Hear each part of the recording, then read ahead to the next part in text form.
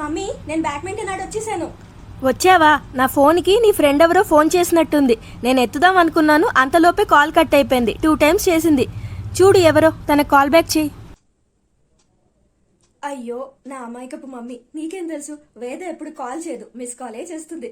Phone నీ చేతుల్లో ఉన్నా కూడా నువ్వు ఎత్తలేకపోయేదానివి. ఇది ఎందుకు ఫోన్ చేసి ఉంటుంది?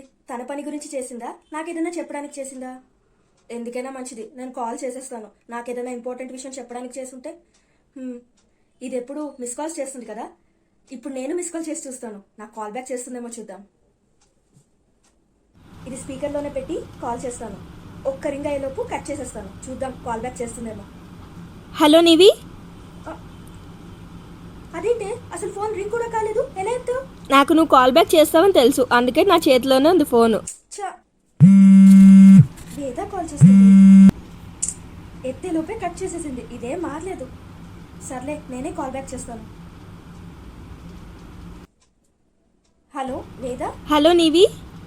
నువ్వేం మారలేదే, ఇప్పుడు కూడా మిస్ కాల్స్ చేస్తున్నావు. అన్లిమిటెడ్ కాలింగే కదా. అయ్యో మర్చిపోయాను ఆ విషయం, అలవాట్లో పొరపాటు. కొన్ని ఎప్పటికీ మారవు, అది అర్థమైంది నాకు.